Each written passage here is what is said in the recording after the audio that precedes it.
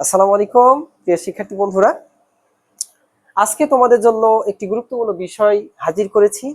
আশা করছি একটু হলেও তোমাদেরকে উপকার করতে পারবো। তোমরা জানো যে এই বছর 2025 সালে আমরা এইচএসসি পরীক্ষায় অংশগ্রহণ করছি যারা, তারা আসলে খুবই চিন্তার মধ্যে আছি যে আমরা আসলে এই পরীক্ষায় কিভাবে অংশগ্রহণ করব আর কিভাবে লিখব। আসলে এটা একটি খুব সিরিয়াস প্রশ্ন সবার জন্য। কেন? আসলে সবাই ইংরেজিকে অনেক বড় ভয় পায়, হ্যাঁ, যে আসলে ইংরেজিতে আমি পাশ করতে পারবো কিনা, ইংরেজি খুব জটিল সাবজেক্ট। অবশ্যই এটা ভয়েরও বিষয়। ইন্টারমিডিয়েটের সব থেকে ভয়ের সাবজেক্ট যদি কোনো কিছু থাকে সেটা কিন্তু ইংলিশ। তো এই জন্যে আমি তোমাদেরকে এই ইংলিশের, যেহেতু আমি দীর্ঘদিন ধরে ইংরেজির উপর তোমাদেরকে পড়াচ্ছি, আমরা আমাদের মারফত ইংলিশ টিচিং সেন্টার নামে যে কোচিং সেন্টার, সেখানে দীর্ঘদিন ধরে আমরা এখানে গবেষণা বলো বা তোমাদের সাথে একসাথে পড়ানো, এই সার্বিক অভিজ্ঞতায় আমরা যে জিনিসটা দেখেছি যে গত কয়েক বছর ধরে আমরা এই সাজেশন যতটা দিয়েছি, ইনশাল্লাহ প্রায় 100% কাছে আমাদের সাজেশন ফলো করা হয়েছে। তো তারই ধারাবাহিকতায় আজকেও আমরা কিছু সাজেশন নিয়ে তোমাদের কাছে উপস্থিত হয়েছি। আমরা খুব আশাবাদী যে আমরা যেগুলো হাজির করেছি তোমাদের সামনে, এগুলোর মধ্যে থেকে ইনশাল্লাহ প্রশ্ন আসবেই, এটা আমরা একটা ধারণা করতেই পারি। কারণ গত এসএসসির কথা যদি আমি বলি, আমি আসলে যেগুলা দিয়েছিলাম আমরা 100% কমন পাইছি। এটা আলহামদুলিল্লাহ, আলহামদুলিল্লাহ, অসংখ্য শুক্রিয়া যে আসলে আমাদের সাজেশনটাকে অনেকটা ফলো হয়ে গেছে।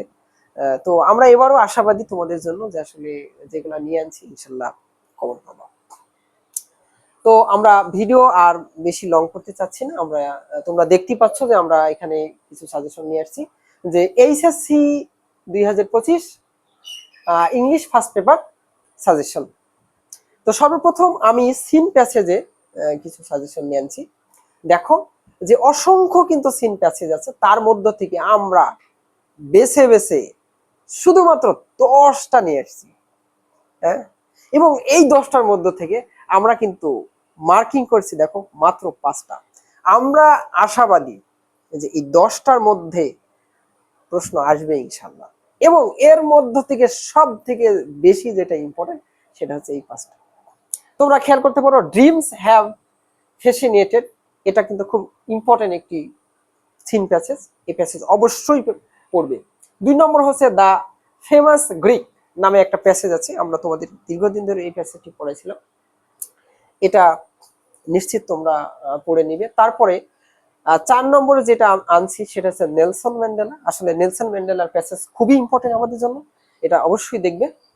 এরপরে 7 নম্বর যেটা আনছি, এডুকেশন গিভস আস নামে যে প্যাসেজটা আছে, এই প্যাসেজটাও খুব ইম্পর্টেন্ট, তোমরা অবশ্যই পড়ে নিবে। আর লাস্ট এই 5টার মধ্যে যেটা আমরা আনছি, অ্যাডলসেন্ট কনস্টিটিউট নামে যে প্যাসেজ আছে, এই প্যাসেজটা অবশ্যই ভালো করে পড়ে নেবে।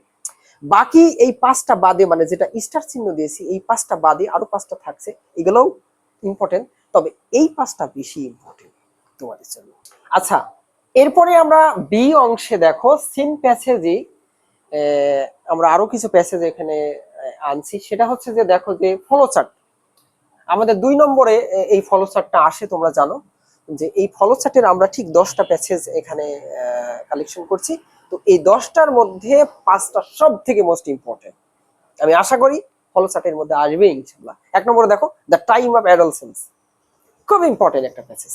তারপরে 2 number when a girl get married, হ্যাঁ, যখন একটি মেয়েকে বিবাহ দিয়ে, এই যে এরকম একটা প্যাসেজ ছিল আমাদের, আমরা তোমাদের দীর্ঘদিন ধরে এগুলো পড়াইছি। এরপরে আছে ড্রিমস হ্যাভ ফ্যাসিনেটেড, এই প্যাসেজটাও খুব ইম্পর্টেন্ট আমাদের ফলো চার্টের জন্য। 2 নম্বর হচ্ছে মাই নেম ইজ আমিরগো নামে একটা প্যাসেজ আছে, জানো যে এটাও আমাদের জন্য খুব ইম্পর্টেন্ট। এরপরে মেডিটেশন ইজ আওয়ার নামে একটা প্যাসেজ আছে। তো এই 5টা প্যাসেজ আমরা যেগুলো মার্কিং করেছি, আমি সব থেকে বেশি গুরুত্ব দিতে বলছি এই 5টা প্যাসেজে। পাশাপাশি আরো যে প্যাসেজ গুলা এখানে আছে, তোমরা নিশ্চিত এই প্যাসেজ গুলা অবশ্যই পড়ে যাবে, ইনশাল্লাহ আমরা কমন পাবো, হ্যাঁ।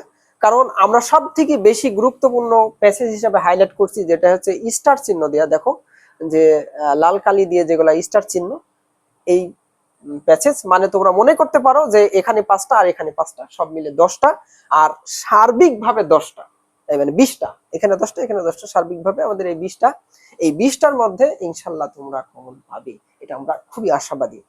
এরপরে আরেকটা জিনিস থেকে যায় যে আমাদের তৃতীয় আরেকটা সামারির জন্য প্যাসেজ আসে। আমরা আসলে ওইভাবে সামারির জন্য আলাদা কোনো প্যাসেজ করছি নি, তবে একটা জিনিস তোমাদেরকে বলে রাখি, আমরা এখানে যে 20টা প্যাসেজ আনছি, এই 20টা প্যাসেজের মধ্য থেকে যেগুলাকে আমরা স্টার চিহ্ন দিয়েছি, এগুলাও কিন্তু সামারির জন্য খুব গুরুত্বপূর্ণ। তো তোমরা যে কাজটা করবে, আসলে সামারি কিভাবে লিখতে হয় আমি কিন্তু আমাদের স্টুডেন্টকে আমাদের ক্লাসে এগুলা শিখাই দিয়েছি, ইনশাল্লাহ তোমাদের সামারি নিয়ে কোনো প্রবলেম নাই। তবে একটা জিনিস খেয়াল করবা, এই 10টা আর 10টা মোটে 20টা, এই 20টার মধ্যে সামারি ইনশাল্লাহ তোমরা করবে। তো আমরা আশা করছি এর পরবর্তীতে আমাদের যে রাইটিং পার্ট আসে, সেই রাইটিং পার্ট নিয়ে আমরা পরবর্তী আরেকটা ভিডিও তোমাদেরকে জানিয়ে দেব। তো এর জন্য তোমাদের কাছে আমাদের যেটি চাওয়া, সেটা হচ্ছে আমাদের এই চ্যানেলটিকে সাবস্ক্রাইব করে রাখো, এবং ইনশাল্লাহ আমরা তোমাদের পাশে আছি এবং তোমাদের সাথে আছি, সব সময় তোমাদের জন্য কাজ করে যাব। হ্যাঁ, এর জন্য আমাদেরকে জাস্ট তোমরা একটু বেশি বেশি করে আমাদের ভিডিওটাকে শেয়ার করে দাও, লাইক দিয়ে দাও, এবং আমাদের চ্যানেলটিকে সাবস্ক্রাইব করে দাও। তো ধন্যবাদ সকল শিক্ষার্থী বন্ধুকে আমাদের সাথে থাকার জন্য। আসসালামু আলাইকুম।